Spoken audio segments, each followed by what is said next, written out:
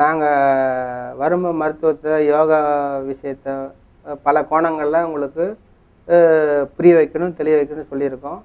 இதை நீங்கள் குருமுகமாக இருந்து உங்களுக்கு தெரிந்த நியர்பை உள்ள எந்த ஆசான்களுடைய எந்த குருமாருடையும் முழுமையாக குருமுகமாக இருந்து கட்டுருங்க. உங்களுக்கு வர்ம மருத்துவத்தில் ஒரு தெளிவு கிடைக்கணும். அந்த புரிதல் தன்மையில் தேடுதல் இருக்கிறவங்களுக்கு சொல்லப்பட்ட சிறு செய்திகள் தான் இது. முறையாக குருமுகமாக கற்றுக்கிறது சிறப்பாக இருக்குன்றதை நான் சொல்ல விரும்புகிறேன். நன்றி. உப்பு குற்றி வர்மம். உப்பு குற்றி வர்மம்ன்றது இந்த காலை பாருங்க, இந்த மொழி இருக்குது பார்த்துங்க. இந்த மொழி இந்த பக்கம் வெளியில் உள்ள மொழி இல்லை, இந்த இரண்டு மொழிகளுக்கு இடையில் இதை கூட வச்சுக்கலாம், இந்த காலை கூட வச்சுக்கலாம். இந்த வெளியில் உள்ள மொழி, இங்கே உள்ள உள்ள மொழி, ரெண்டுத்துக்கும் நடுவில் இந்த இது ஒரு நரம்பு வருது இல்லைங்களா, டெண்டான்ஸ் சொல்லுவாங்க. அங்கே இருந்து வரும், இடுப்புல இருந்து ஒன்று வரும், சயாட்டிக்கா நரம்புன்னு சொல்லுவாங்க, குதிகால் வரைக்கும் வருது அது. இப்போ இந்த இந்த தடிப்பான ஒரு பகுதி இருக்குது பார்த்தீங்களா, இந்த டெண்டான்ஸ் தசை நார் அப்படின்னு சொல்லுவோம். இப்போ இந்த உள்ளங்கையை வந்து குதிகாலில் வச்சுக்கணும், சப்போர்ட்டிங் பண்ணிக்கணும். இந்த நடுவரலையோ இல்லை ஆள்காட்டி வரலையோ இங்கே லாக் பண்ணணும். இங்கே நடுவரில் லாக் பண்ணுறேன், கட்டவரில் இந்த பக்கம் லாக் பண்ணுறேன். பண்ணிவிட்டு இப்போ இதை அப்படியே கிரிப்பாக மேலே தூக்கணும், அப்படி டைட்டாக மேலே தூக்கணும். இந்த நெம்புகோல் மாதிரி இந்த ஆணி பிடுங்குற சுற்றியில் எப்படி வச்சு லாக் பண்ணி மேலே நோக்கி தூக்கும் பார்த்தீங்களா. உள்ளங்கை இங்கே சப்போர்ட் பண்ணிக்கிட்டேன், ரெண்டு லாக் பண்ணிக்கிட்டேன், அப்படி மேல் நோக்கி டைட்டாக அப்படி மேலே தூக்கணும். அப்படி எழுந்திரிச்சு அடுத்த செகண்ட் இது கையை எடுத்துருங்க. இப்போ குதிகாலில் எவ்வளோ வலி இருந்தாலும் சரி, 4 பேர் தூக்கிட்டு வருவாங்க, பணத்தை தூக்கிட்டு வர மாதிரி தூக்கிட்டு வருவாங்க. அவங்க அப்படியே நடந்து வந்தாலும் இன்ச்சு போய் இன்ச்சாக நடந்துட்டு வருவாங்க. ஒரு 10 அடி தூரத்தை 20 நிமிஷம் கிடப்பாங்க, அவ்வளோ வலி வேதனையோடு வருவாங்க. இந்த பாயிண்ட்டை மட்டும் வேறு எதுவுமே இயக்க வேணாம், ஒரே ஒரு இது இந்த நரம்பை பிடிச்சி தூக்கிட்டு அப்படி இறக்கிடுங்க. அடுத்த செகண்டு அவங்க 10 படிக்கட்டு கீழே இறங்கி 2 மாடி கீழே இறங்கி போவாங்க. இங்கே ஓட்டப்பந்தயத்தில் கலந்துக்க சொன்னால் கூட ஓட்டப்பந்தயத்தில் தான் ஓட ஆரம்பிச்சிடுவாங்க. அவ்வளோ அந்த ஸ்பாட் ரிலீஸ் கிடைக்கிறது தான். குதிகால் வலின்னு யார் வந்தாலும் சரி, உங்கள் ஃபேமிலியில் யாருக்கு இருந்தாலும் சரி, நண்பர்கள்ட்ட இதை இயக்கிட்டு பாருங்கள், மேஜிக் மாதிரி வலி அந்த செகண்டில் அந்த ஸ்பாட்லேயே ரிலீஸ் ஆகிடும். செக் பண்ணி பாருங்கள். 100 பேருக்கு பண்ணாலும் 99 பேர் சரியாச்சு, ஒருத்தருக்கு சரியாகலன்னு சொல்ல முடியாது. 100 பேருக்கும் இந்த பாயிண்ட் இயக்குனா சரியாகும். அவ்வளோ பர்ஃபெக்ட் ரிசல்ட் கொடுக்குது. குதிகால் வலிக்கு முக்கியமான பாயிண்ட். இது இல்லாமல் கால் பாதம் கணுக்காலுக்கு கீழே, இந்த ஆங்கிளுக்கு கீழே எங்கே வலி இருந்தாலும் சரி, 3 பாயிண்டில் சரி பண்ணலாம். ஒன்று, இந்த கால் குலைச்சியாக இயக்கணும், அந்த பள்ளத்தை இயக்கணும், இந்த உப்பு குட்டி வர்மத்தை இயக்கணும், உள்ளங்கால் வெள்ளை வர்மத்தை இந்த பாயிண்ட்டை இயக்கணும். இந்த 3 பாயிண்ட், உள்ளங்கால் வெள்ளை வர்மம், கால் குலைச்சி, உப்பு குட்டி, இந்த 3த்தையும் இயக்கினாலே போதும். தேவைப்படும் பட்சத்துக்கு விருத்தி காலத்தையோ படங்காலையோ கொடுக்கலாம், ஒன்றும் பிரச்சனை கிடையாது. ஆனால் இந்த 3 பாயிண்டில் கணுக்காலுக்கு கீழே எவ்வளோ வலி இருந்தாலும் சரி, இதில் பாருங்கள், இந்த பக்கம்லாம் வலி இருக்குதுன்னா ஐயோ இதுக்கு எந்த பாயிண்ட்டுமே சொல்லலேன்னு நினைக்காதீங்க. காலுக்கு கணுக்காலுக்கு கீழே எங்கே வலி இருந்தாலும் சரி, உள்ளங்கால் வெள்ளை வர்மம், கால் குலைச்சி வர்மம், உப்பு குட்டி வர்மம், இதை கொடுத்த அடுத்த செகண்டு எப்படியாப்பட்ட வலியும் எந்த இடத்துல ஆங்கிளுக்கு கீழே கணுக்கால் கீழே இருந்தால் சரியா போயிடும். அடுத்து குதிகால் வர்மம், 3 விரல், 7 விரல், இதிலிருந்து 7 விரல், இவங்க உடம்புக்கு ஒரு தான் அமைப்பு கணக்கு. இப்போ கையை வந்து அப்படி பதிய வச்சேன். இந்த இந்த நரம்பே ஸ்ட்ரென்த்தாக பாருங்கள், சென்டராக பதிய வைக்கிறேன். அப்படியே கட்டை விரல் மேலே வைக்கிறேன், டைட் பண்ணுங்க. அதை இது ஒரு நரம்பு போகுது, இங்கேருந்து போகுதுங்க பாருங்க, இந்த இந்த இதோட இந்த டெண்டான்ஸ் தெரியுதுல, இதுலேருந்து போகுது, இதே மேலே வைங்க. கையை டைட்டாக கிரிப் கொடுங்க, கிரிப் கொடுங்க, கிரிப் கொடுங்க, கிரிப் கொடுங்க. 15 வினாடி நான் ஸ்டாப்பாக கொடுக்கணும், புரியுதுங்களா? இந்த இது டைட், இது மேலேயே வச்சு டைட்டாக அழுத்திட்டே இருங்க. கால்களுக்கு எனர்ஜி கொடுக்கக்கூடிய ஒரு முக்கியமான பாயிண்ட், புரியுதுங்களா? இது கர்ப்பப்பையை ஆக்டிவேட் ஆகும். கர்ப்பப்பைக்கு ஆற்றல் கொடுக்குற ஒரு பாயிண்ட்ல இது ஒரு முக்கியமான பாயிண்ட். இது புனல் வர்மம்னு ஒன்று வயிற்றில் கொடுப்போம். யாருக்கெல்லாம் அடிக்கடி அபாசன் ஆகுது, கரு நிற்க மாட்டேங்குது அப்படின்னு சொன்னால், இந்த புனல் வர்மம் ஆண் பெண் இனவிருத்தி உறுப்புகளை ஸ்ட்ரென்தன் பண்ணக்கூடியது. பட் புனல் வர்மம் தனியாக கொடுக்கக்கூடாது. அந்த புனல் வர்மத்தோடு இந்த பாயிண்ட்டையும் குதிகால் உரமத்தையும் சேர்த்து இயக்கணும். கர்ப்பப்பையை வலிமை அடைய வைப்பதற்குரிய முக்கியமான பாயிண்ட் ஆமாம் வச்சுங்க. அடுத்து கொம்பேரி காலன்னு ஒன்று இருக்குது. அப்படி பரண்டுபடு. அது இப்படியே கண்டினியூஸ் செய்யலாம். உங்களுக்காக நான் கொம்பேரி காலம் ரூல்ஸ் படி கொடுக்குறேன். இதாருங்க, இதுக்கும் இதுக்கும் நடுவில் 8 விரல் அளந்து வைக்கலாம். இல்லைன்னா 2த்துக்கு சென்டர் பாருங்க. முட்டிக்கும் ஆங்கிள் கணுக்காலுக்கும் நடுவில் 3 விரலை படி வைக்கணும். இல்லைன்னா ஆங்கிள்லேருந்து 8 விரலை அளக்கணும். இவர் கணக்குப்படி இவர் ஹைட்டாக இருக்கிறார் என்னை விட. ஏன்னா இவரோட அளவுகோல் தான் மெயின். அதனால் சென்டரை வைக்கிறேன். இந்த 3 விரலை கொடுத்துட்டு இந்த எலும்பு ஒட்டி அப்படியே தடையிட்டே வாங்க. இந்த எலும்பு எங்கே இருக்குன்னு பாருங்கள். இது எலும்புக்கு காடிக்குள்ளே இருக்குது. 3 விரல் லாக் பண்ணிட்டேன். அடுத்த 3 விரல் மேலே சப்போர்ட் பண்ணுறேன். அப்படியே 3 விரல் உள் வெளியே அழுத்தம் 3 முறை அப்படி பம்ப் பண்ணுறேன். 3 முறை அழுத்தி அழுத்தி எடுக்கிறேன். இது ஒரு இயக்கு முறை. இப்போ எந்திரிச்சு நில்லுங்க. இதே கொம்பேரி காலத்து வேறு வகையில் இயக்குறேன். அப்படி திரும்பிக்க இந்த பக்கம். இப்போ இந்த பாயிண்ட் இயக்க போகிறேன். நான் உட்காந்துக்கிட்டேன். வசதியாக எனக்கு சப்போர்ட் ஷோல்டரில் சப்போர்ட் பண்ணிக்கிட்டேன். இந்த உள்ளங்கையை அந்த 3 விரலில் லாக் பண்ணுறேன். இந்த முட்டிக்கும் இதுக்கும் சென்டரை பார்த்துங்க. கரெக்டாக சென்டர் வச்சுட்டேன். இப்போ என்னோட உள்ளங்கையை இடது உள்ளங்கையை வலது உள்ளங்கை மேலே சப்போர்ட் பண்ணுறேன். இப்போ இந்த கட்டை விரலை பின்னி கவி பிடிச்சிக்கிட்டேன். அந்த எலும்பு ஒட்டி தான் லாக் பண்ணுறேன். எலும்புக்குள்ளே போயிடணும். அந்த காடிக்குள்ளே போயிடணும். கை 1 2 3 புரியுதுங்களா? டோட்டல் கால் செத்துப்போன கால் உணர்ச்சி இல்லாத கால் உணர்ச்சி வந்துடும். இது முக்கியமான பாயிண்ட். கால்களுக்குன்னு சொன்னால் விருத்தி காலமும் கொம்பேரி காலம். ஏன் இது அறகுறையாக சொல்லக்கூடாது, தெளிவாக சொல்லணுன்றதுக்கு தான் இது சொன்னேன். இது தொடர்ச்சியான கொடுத்தீங்கன்னா எப்படியேப்பட்ட கால்களும் ஆக்டிவேட் ஆகிடும். ஆமாம் வச்சுங்க. இப்போ அதே இது கண்டினியூ செய்கிறோம். படுத்து இப்போ குப்பர் இப்போ கீழ் மண்ணை அடங்கல் சொல்லுவோம். அது கீழ் மண்ணை அடங்கல்னா இந்த தசை பகுதியை இந்த காஃப் மசில் சொல்லுவாங்க.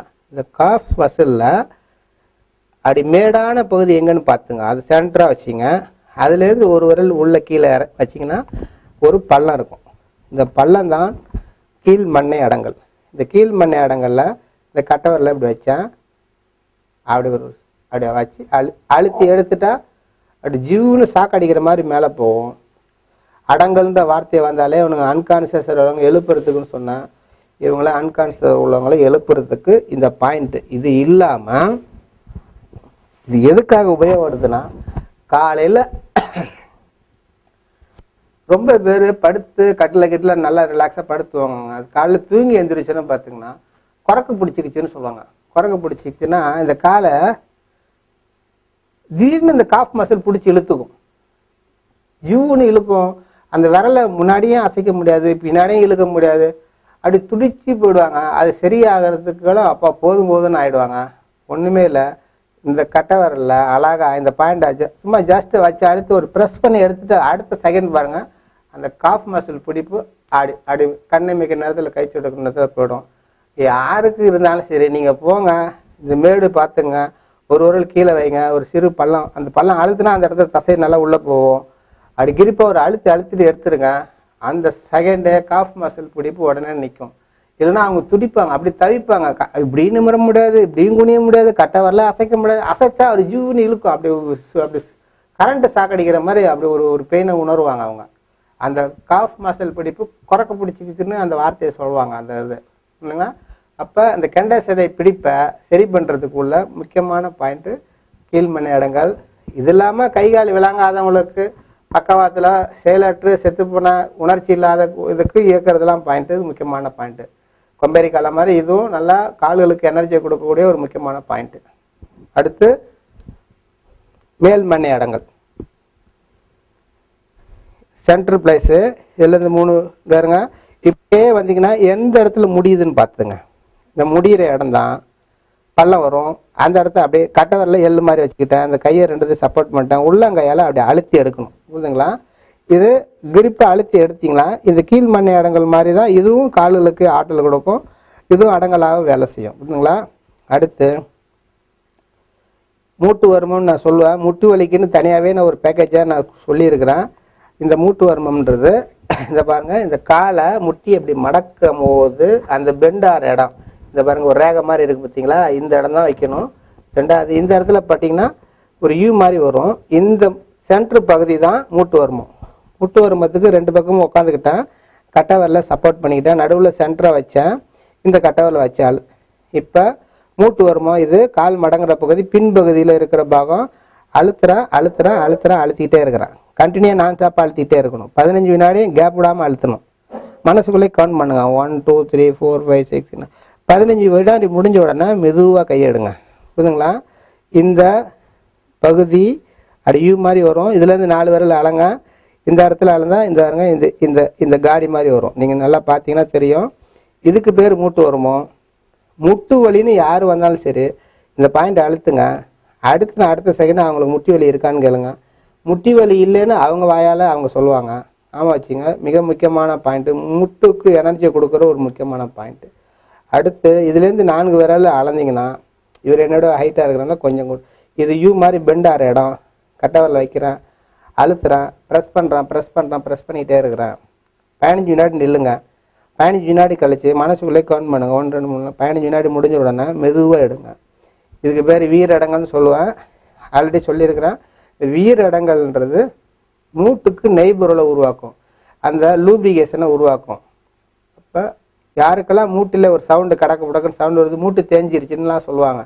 இந்த பாயிண்ட்டை இயக்குனீங்கன்னா அடுத்து ஆட்டி பார்த்தீங்கன்னா இதில் பெயின் இருக்காது. இதோடு முட்டு வலி உள்ளவங்களுக்கு இதை 2 மட்டும் கொடுக்காதீங்க. இதோட முதுகு பக்கம் சிப்பி சரப்பைன்னு ஒன்று இருக்கும், சிப்பி முனை வருமோ. இந்த 3த்தையும் கொடுங்க. அடுத்து கிரிகரன்னு ஒரு பாயிண்ட்டை நான் சொல்லியிருக்கிறேன். இதை பாயிண்ட்லாம் கொடுக்கும்போது மொத்த வலியும் முட்டி வலியும் சுத்தமாக போயிடும். புரியுதுங்களா? இது நெய்ப்பொருள் உருவாக்குறதுக்காக உள்ள பாயிண்ட்டு. இது முட்டு வலியை போகிறதுக்காக மிக முக்கியமான பாயிண்ட்டு. மூட்டு வலிக்கு ஆற்றலை கொடுக்குற மிக முக்கியமான பாயிண்ட்டு. இது வீரடங்கள்னு சொல்லுவோம். இதுக்கு இன்னொரு பேர் சொல்லியிருக்கிறேன், அஸ்தி பெருக்கின்னு சொல்லுவாங்க. இந்த அஸ்தி பெருக்கியே சிறிய அஸ்தி சுருக்கி வலிய அஸ்தி சுருக்கிய 2 இயக்கும் முறை இருக்குது. எது எல்லா வருமானத்துலேயும் அமிர்த ஓட்டம்னு ஒன்று இருக்குது, விஷ ஓட்டம்னு இருக்குது. சில இயக்கு முறைகளை மாறும்போது விஷ ஓட்டமாக ஆகிடும், சில இயக்கு முறையில் மாறும்போது அமிர்த ஓட்டமாகும். அந்த விஷ ஓட்டம் இயக்கும் முறை ஆகி போச்சுன்னா ராங் ஆகிடும். அப்போ அது சமன்படுத்தினா அந்த எலும்பு கம்ப்ரஸ் ஆகி டைட்டாகிட்டே வரும். அப்போ அஸ்தினா எலும்பு, சுருக்கினா அந்த கம்ப்ரஸ் ஆகி டைட் பண்ணும். அப்படி யாராவது 6 அடி மனிதன் 3 அடியாக குறைவாங்கன்னு சொல்கிறாங்க. ஆனால் யாருக்கு அப்படி ஒரு எலும்புலாம் இருக்குதுன்னு சொல்கிறாங்களோ இந்த பாயிண்ட்டை அழுத்திக்கிட்டே இருங்க. ஆட்டோமேட்டிக்காக அந்த எலும்பு டைட் ஆகுறது, லூஸ் ஆகிடும், ஃப்ரீ ஆகிடும். இதுக்கு பேர் அஸ்தி பெருக்கின்னு இன்னொரு பேர் இருக்குது. வீரடங்கள்னு பேர் இருந்தாலும் அஸ்தி பெருக்கின்னு இன்னொரு பேர் இருக்குது. இதை பாயிண்ட்டை இயக்குங்க. அடுத்து இப்போ சொல்ல போகிறது ஆமைக்காலம். இப்போ இடுப்பு பகுதி எங்கே இருக்குன்னு பாருங்கள், முட்டி எங்கே இருக்குன்னு பாருங்கள். 2த்துக்கும் இடையில் உள்ள தொடையினோட நடுப்பகுதி ஆமை ஓடு எப்படி இருக்குதோ அது மாதிரி இந்த 2 பகுதி 2 காலை சேர்த்து வச்சுட்டேன். இது பேர் உள்ளங்கை வெள்ளை வருமோ. இந்த தசை பகுதியை இங்கே வைக்கிறேன். இதுக்கு சென்ட்ரு பார்த்துங்க. இந்த இடுப்பு ஜாயிண்ட் ஆகிற இடம் அரியாப்பு ஸ்தலத்துலேருந்து மூட்டு வரையும் கணக்கு பண்ணிங்க. சென்ட்ரு இங்கே வருது. 2த்தையும் கையை வச்சேன், அப்படியே அழுத்துறான். இப்போ செய்ய போகிறதுக்கு பாயிண்ட்டுக்கு பேர் ஆமைக்காலம். ஆமைக்காலம் சர்க்கரை வியாதியை போக்குறதுக்குள்ள பாயிண்ட்டு. உள்ளங்கை வெள்ளை வருமத்தை அழுத்திக்கிட்டே கிரிப் கொடுத்துக்கிட்டே வெளிமுகமாக 3 சுற்று, அதே மாதிரி உள்முகமாக 3 சுற்று. இது கொடுத்தோன்னா சர்க்கரை வியாதியை கட்டுப்படுத்தும். இப்போ 190 சர்க்கரை இருக்குன்னா அது எக்ஸ்ட்ரீம் ஆகாமல் 200 210 ஆகாமல் அது மேலே போகாமல் தடுத்து நிறுத்துறதுக்கு உள்ள பாயிண்ட்டு. அதை சமன்படுத்துறதுக்கு இருக்குது. அதுதான் உரிமை காலம். அது வயிறு சார்ந்த வருமம் வருது சொல்கிறேன். அது 140 சல்லுன்னு கீழே இறக்கி கொண்டது என்ன சர்க்கரையோட அளவு இருக்கணுமோ அதை கொண்டு வந்து நிறுத்தும். புரியுதுங்களா? இது அதிகமாகாமல் அந்த ஸ்டேபிளாக நிற்கிறதுக்குள்ள பாயிண்ட்டு வாங்க வச்சுங்க. இது இல்லாமல் சர்க்கரை வியாதிக்கு ஒரு 4 பாயிண்ட்டு நம்ம சொல்லுவோம். நங்கனா புட்டுன்ற ஒரு வர்மத்தின் மூலியமாக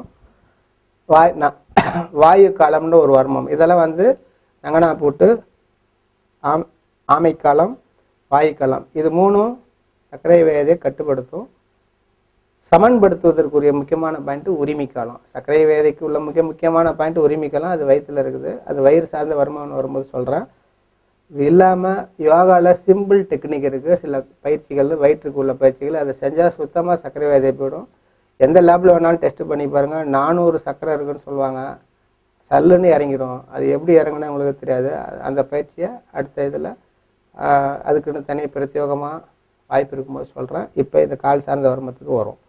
அடுத்து தொடையில் இந்த பாயிண்ட்டுக்கு பேர் உள்தொடை வருமன் பேர். ஆமை காலத்துக்கு இதுலேருந்து 4, 4, 8, 12 விரல் அளக்கணும். அப்படியே வந்தீங்கன்னா கிட்டத்தட்ட எங்கே குறி முடியுதோ அந்த இடத்துக்கிட்ட இங்கே வந்துடணும். புரியுதுங்களா? இந்த 3 விரலை இப்படி படி வைக்கணும். இந்த பாருங்க, இந்த இல்லை இதுதான் பாயிண்ட். உள்தொடை வருமன்றது இதுதான் பாயிண்ட்டு. 3 விரலை படிய வச்சுட்டேன். இங்கே கையை இப்படி வச்சுட்டு சப்போர்ட் பண்ணிட்டேன். டைட்டாக அழுத்திக்கணும்.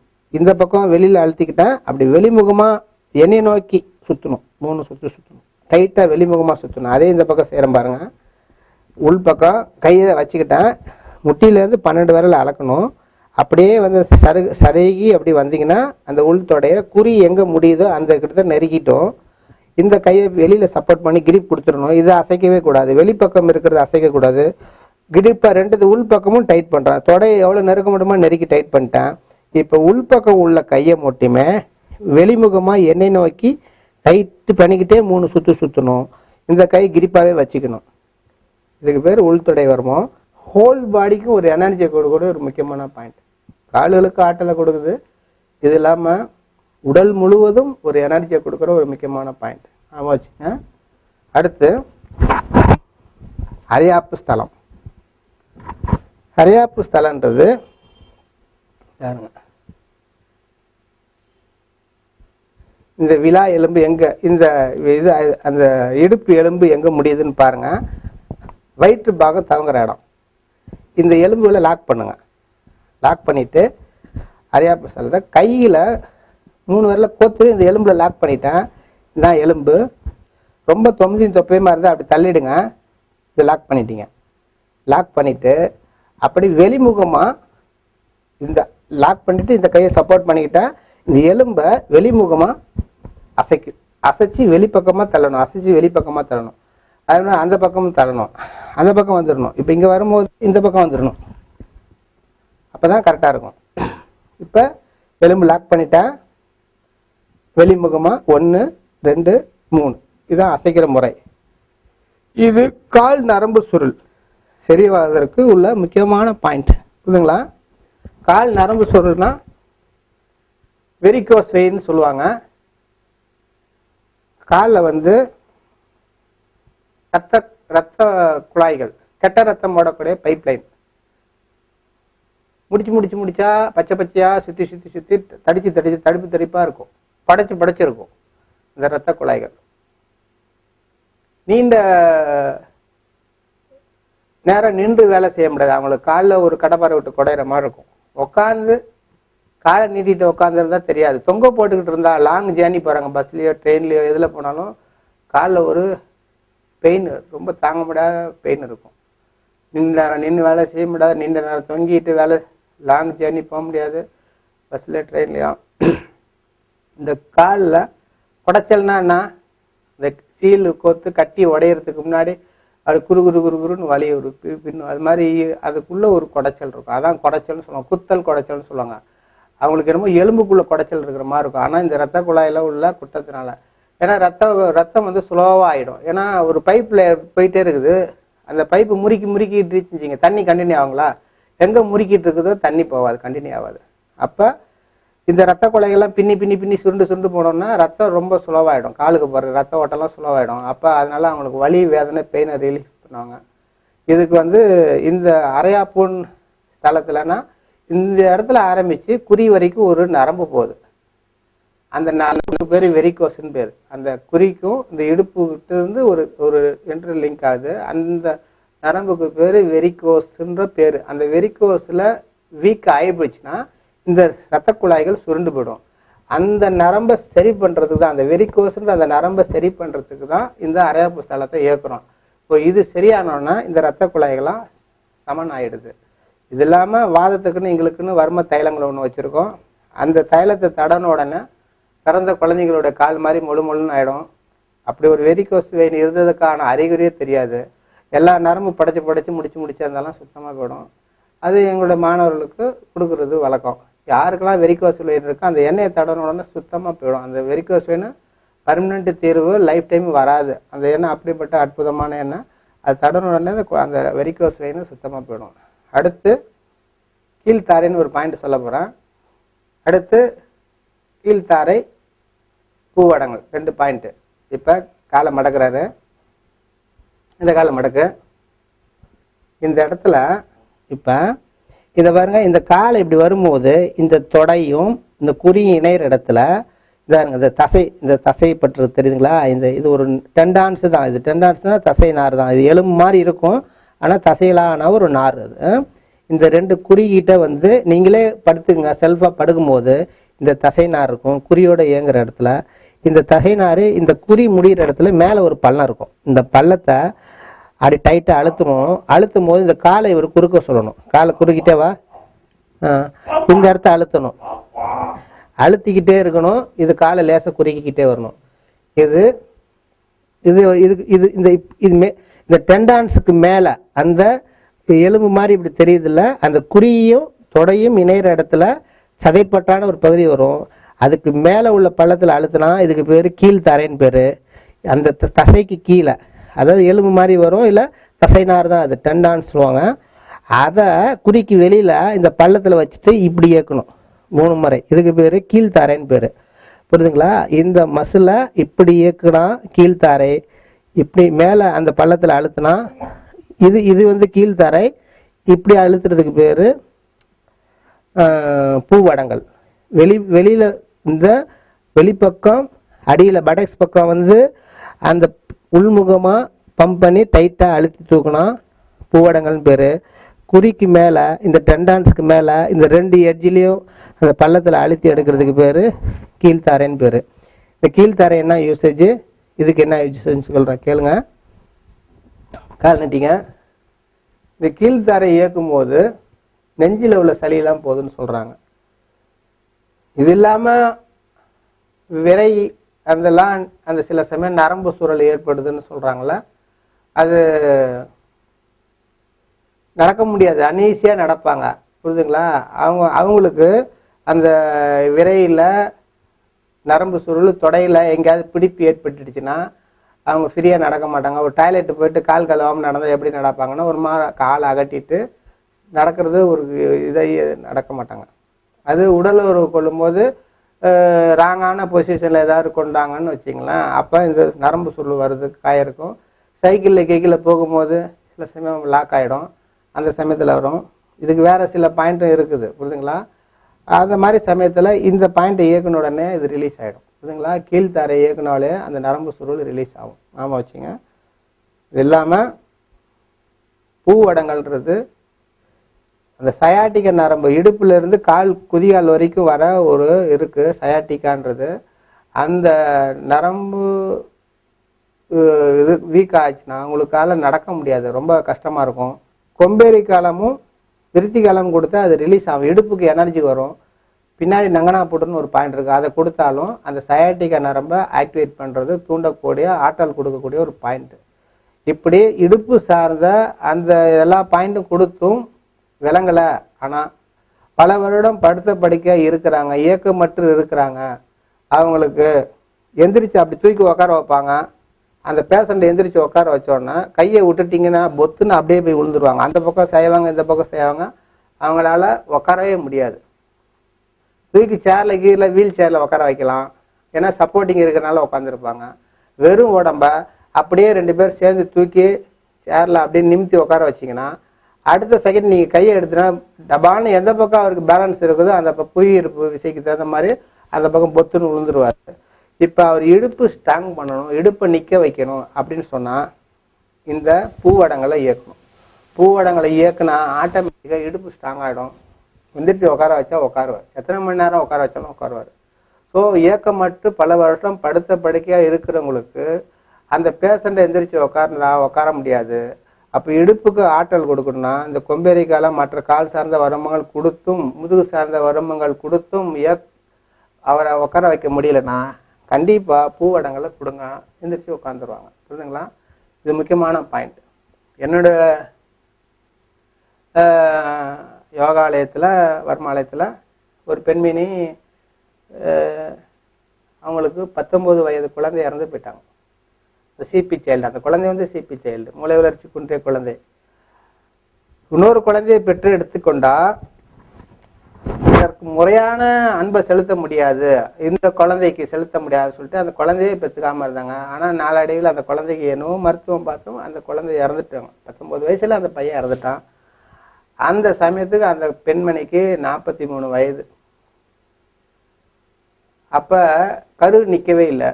அப்புறம் ஆணுடைய விந்தன்னு பெண்ணுடைய கருமிட்ட செயற்கையா கருத்தரிக்க வைக்கிறாங்க. பல முறை அபாசனம் ஆகிக்கிட்டே இருக்குது. அப்புறம் கருவை நிற்க வச்சு படுக்கையை படுத்தல இருக்கணும், எந்திரிக்க கூடாதுன்னு சொல்லிட்டாங்க அந்த பெண்ணை. அந்த 10 மாசம் அந்த கரு வளர்ந்துக்கிட்டே இருக்குது. வேலைக்காரங்க சமைச்சு கொடுக்குறாங்க, சாப்பிட்றாங்க, அவ்வளோதான். அவங்க பெரிய லெவலில் வியாபாரம் எக்ஸ்போர்ட் பண்ணுறாங்க, ஏற்றுமதி செய்கிறாங்க பல நாடுகளுக்கு. அதனால அந்த பொருளாதார ரீதியாக அவங்களுக்கு எந்த குறையில, அவங்க படுத்தியே இருக்கிறாங்க. இன்னொரு குழந்தைய தாய்மை அடைகிறாங்க. அப்போ அந்த 10 மாதம் முடிஞ்சோன்னா ஆப்ரேஷன் பண்ணி எடுக்கிறாங்க. அந்த குழந்தைய எடுத்தோன்னா திரும்பி ஆப்ரேஷன் பண்ணிட்டு நீங்கள் அசையக்கூடாது, படுத்தே இருங்கன்னாங்க. இப்படியே ஆகி அந்த பெண்மணி 2.25 வருஷம் அப்படியே படுத்திருக்கிறாங்க. வீட்டில் ஒரு இண்டு பேப்பர், வீட்டில் பேப்பர்காரன் போட்டு போனால் அதை குனிஞ்சு அவங்களால எடுக்க முடியாது. ஒரு பால் பாக்கெட்டு குனிஞ்சு எடுக்க முடியாது. ஒரு செல்ஃபோனை எடுத்து அவங்க காதில் கையை வச்சு பேச முடியாது. கழுத்தை இடது பக்கம் வலது பக்கம் திருப்ப முடியாது. அப்படி ரேவ மாதிரி ஆகிப்போயிட்டாங்க. அவங்க வீட்டு படிக்கட்டை விட்டு இறங்கினே 2.5 வருஷம் ஆச்சுன்னு சொல்கிறாங்க. 2.25 வருஷம் ஆச்சு. நான் கோயிலுக்கு கூட போனது கிடையாது இன்ன வரைக்கும். அன்றைக்கி எதாச்சும் அவங்க வீட்டுக்கு போகும்போது அந்த பெண்மணி என்கிட்ட சொன்னாங்க. அப்போ கழுத்து வலி கை வலின்னு நான் 2-3 பாயிண்ட் டக்குன்னு ஏக்கி விட்டேன். உடனே சரியாயிடுச்சுன்னு எனக்கு 3 நாள் கழித்து ஃபோன் அடித்தாங்க. இது நாள் வரைக்கும் நான்